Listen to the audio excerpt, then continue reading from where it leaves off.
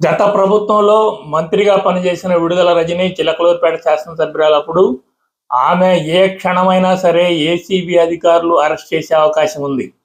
ఆమె గతంలో మంత్రిగా ఉన్నప్పుడు పల్నాడులో 2020లో శ్రీ లక్ష్మీ బాలాజీ స్టోన్ క్రషర్ యజమానిని బెదిరించి, నువ్వు అక్రమంగా మైన్స్ చేస్తున్నావు కనుక నీ మీద విజిలెన్స్ దాడులు చేస్తాము, లేదంటే నాకు 5 కోట్ల రూపాయలు ఇవ్వు అని చెప్పి ఆయన బెదిరించింది. అతను 2,20,00,000 రూపాయలు ఇవ్వడానికి అంగీకరించాడు. ఆ 2,20,00,000 తీసుకున్నాడు. ఈ మొత్తాన్ని అప్పుడున్న ఐపీఎస్ అధికారి పల్లె జాషువా, ఆమె బావమరిది గోపి, ఆమె పిఏ దొడ్డ రామకృష్ణ వీళ్ళందరూ కలిసి స్టోన్ క్రషర్ యజమానిని బెదిరించడం, అతన్ని అంగీకరింపజేయటం, 5 కోట్ల రూపాయలు డిమాండ్ చేయటం, అతను 2,20,00,000 ఇచ్చేందుకు ఒప్పందం జరగడం, ఇవన్నీ కూడా వాళ్ళు డీల్ చేసి 2 కోట్లు రజనీకి ఇచ్చారు.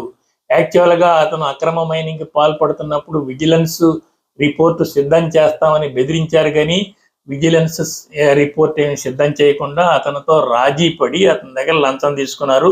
ఇప్పుడు ఏసీబీ ఈ విషయంలో కేసు ఫైల్ చేసింది.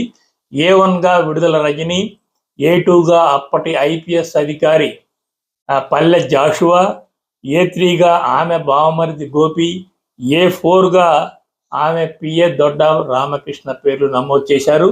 ఇప్పుడు వాళ్ళందరినీ పిలిచి విచారించి అందులోని నిజానిజాలని నమోదు చేసుకుంటారా, లేక ఈ పాటికే స్టోన్ క్రషర్ యజమాని నుంచి ఫిర్యాదు అందింది కనుక ఆ ఫిర్యాదు ఆధారంగా అతను ఎవరెవరికి డబ్బులు ఏ రూపంలో ఎలా ఇచ్చాడు అనేది తెలుసుకొని ఆ సమాచారం ఆధారంగా ఈపాటికే ఎఫ్ఐఆర్ నమోదు చేశారు.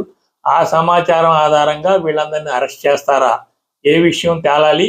కానీ ఏ సమయంలోనైనా ఆమె అరెస్ట్ జరిగే అవకాశం ఉంది. అయితే 5 కోట్ల రూపాయలు డిమాండ్ చేసేంత అక్రమాలకు పాల్పడిన ఆ స్టోన్ క్రషర్ యజమాని మీద కూడా కేసు ఫైల్ చేయాల్సిన అవసరం ఉంది.